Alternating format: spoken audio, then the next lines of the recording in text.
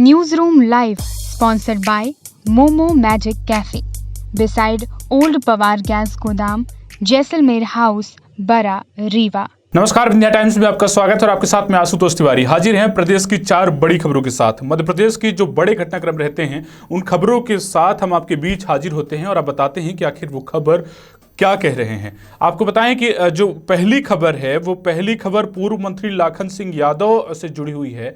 पूर्व मंत्री लाखन सिंह यादव ने अफसरों को धमकाया है। आप देखते होंगे कि जिस तरह से सत्ता में सीन जो नेता रहते हैं वो किस तरह से अफसरों को अपने उंगलियों के इशारे पर नचाते हैं। एक जो मामला सामने आया है, कांग्रेस के पूर्व मंत्री लाखन सिंह यादव ने अफसरों को धमकी दी है। उन्होंने कहा है कि उनकी सरकार आएगी तो उन्हें देख लिया जाएगा। उन्होंने सरकारी अफसरों से कहा है कि जब हमारी सरकार थी तो दुम हिलाते थे और अब मुकदमे दर्ज कर रहे हो। इस मामले पर अब सियासत शुरू हो गई है और अब बीजेपी भी आलोचना कर रही है पूर्व मंत्री की, और बीजेपी ने भी निशाना साधते हुए ये कहा है कि इसका पूरा जो वीडियो सामने आया है, बीजेपी ने कहा है कि कोरोना और बाढ़ के दौरान जनता को पीठ दिखाकर भागे पूर्व मंत्री को अफसरों को धमकाना और फिर सत्ता में आने के सपने देखना छोड़ देना चाहिए। बता दें कि ग्वालियर जिले के भीतरवार से कांग्रेस विधायक और पूर्व मंत्री लाखन सिंह यादव ने 3 दिन पहले सरकार के खिलाफ आंदोलन किया था। उसमें ही उन्होंने यह बात कही थी और अफसरों को एक तरह से धमकाया था, खुले मंच से यह धमकी दी थी। ये कोई बहुत अलग सी बात नहीं है, ये बेहद सामान्य बात है। जब भी कोई अधिकारी सरकार की ज़्यादा सुनने लगता है और जब भी ज़्यादा मुकदमे दर्ज किए जाने लगते हैं विपक्ष के नेताओं और विपक्ष के कार्यकर्ताओं के ऊपर, तो अक्सर ये ऐसी बयानबाजी निकल कर सामने आती हैं जब किसी विपक्ष के नेता के द्वारा धमकी भरे लहजे में अफसरों को कोई चेतावनी दी जाती है। अब बात करते हैं दूसरी और बड़ी खबर की। जो खबर है आपको बता दें कि हाई वोल्टेज पॉलिटिकल ड्रामा की है, जिसमें एक ही कार्यक्रम में अमित शाह और दिग्विजय सिंह आमने सामने होंगे। अमित शाह और दिग्विजय सिंह का जिक्र होने से आप समझ सकते हैं कि दोनों एक दूसरे के विधुर विरोधी हैं। दिग्विजय सिंह बीजेपी की नीतियों को हमेशा उजागर करते रहते हैं और इसके अलावा वो लगातार आक्रामक रुख अपनाए रहते हैं। बीजेपी को लेकर कोई भी बड़ा खुलासा होता है तो दिग्विजय सिंह के द्वारा ही किया जाता है। दिग्विजय सिंह अक्सर सक्रिय रहते हैं और सक्रिय रूप से वो बीजेपी की आलोचना करने में कोई कसर नहीं छोड़ते हैं। ऐसे में देखने वाली बात यह है कि आदिवासी राजा शंकर शाह रघुनाथ शाह बलिदान दिवस कार्यक्रम बना सियासी का अखाड़ा। यहीं पर जो है तो ये दोनों नेता एक साथ होंगे और एक ही दिन के कार्यक्रम में आगे पीछे वो आएंगे। एमपी की सियासत अब इससे थोड़ा सा गर्मा गई है। ये सियासी गर्मी लोकतंत्र में वोट की राजनीति के तहत आने वाली है।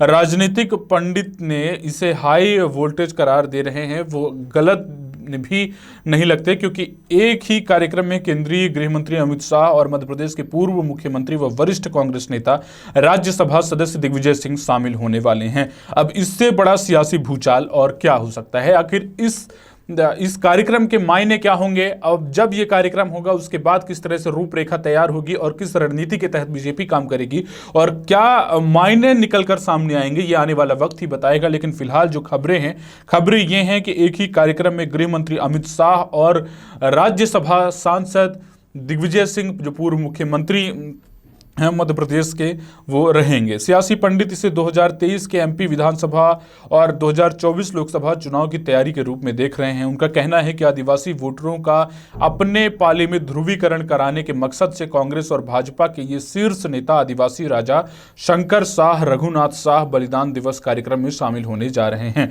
सबसे पहले केंद्रीय गृह मंत्री अमित शाह इस कार्यक्रम में हिस्सा लेंगे। इसके बाद कांग्रेस नेता दिग्विजय सिंह पहुंचेंगे। अब बात करते हैं तीसरी और बड़ी खबर की।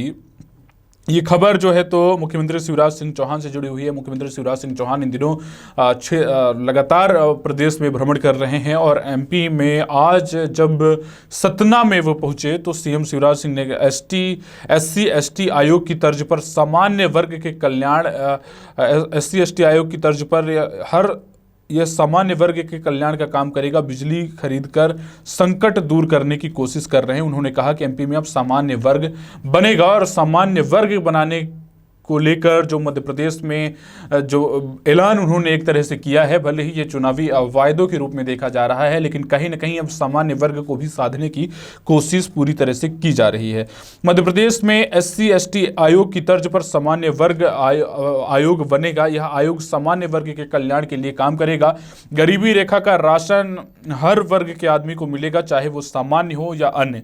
यह बात सतना के शिवराजपुर में मुख्यमंत्री ने जनसभा को संबोधित करते हुए कहा है। दरअसल पिछले दिनों नर्मदा के रैगांव में जो सीट खाली हुई है, जुगल किशोर बागरी वहां कोरोना से निधन हो गया था, जिसके बाद यह सीट खाली हुई है, वहां पर उपचुनाव होना है। उसे देखकर भी ये माना जा रहा है कि इसे लेकर भी ऐलान किया गया है। उन्होंने कहा है कि बिजली की समस्या इस बार जरूर है, पानी गिरा नहीं है तो नर्मदा का बांध खाली है, पानी वाली बिजली बनी नहीं है।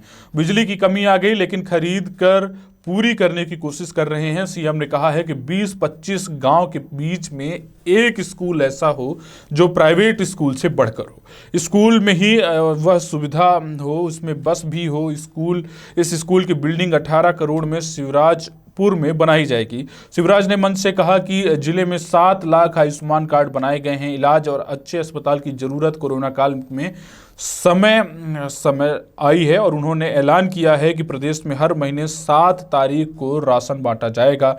अगर इस दिन पूरा ना हो पाएगा तो दूसरे दिन बंटवाएंगे।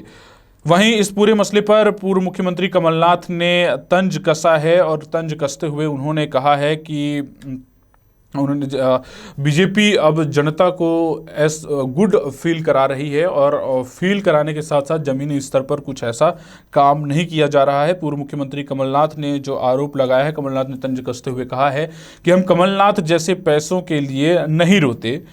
2 बार कोरोना के कारण मध्य प्रदेश में कर आना बंद हुआ है, सब कुछ बंद रहा, जिससे खजाने की हालत खराब हुई है, लेकिन हमने कर्जा लेकर जनता की सेवा की। जनता की सेवा में कोई कमी नहीं आने दी। उन्होंने यहाँ हाट बाजार बनाए जाने की घोषणा की।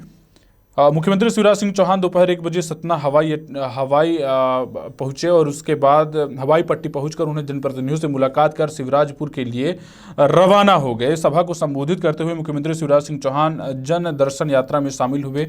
उन्होंने यह भी कहा कि जो मुख्यमंत्री बना तो प्रधानमंत्री ने लॉकडाउन घोषित कर दिया और कोरोना आ गया तो बाजार बंद, कारखाने बंद, व्यापार बंद, तो सरकार के खजाने पर पैसा आना भी बंद। अब मामा परेशान, पैसा नहीं है तो कोरोना का इलाज भी करवाना है। अभी थोड़ी कड़की में हूँ, जुगाड़ में लगा हूँ, विकास में कमी नहीं आने दी जाएगी। कोरोना में जनता से नहीं मिल पाए थे, अब फिर से जनता के बीच जाएंगे, उन्होंने ऐसा कहा है।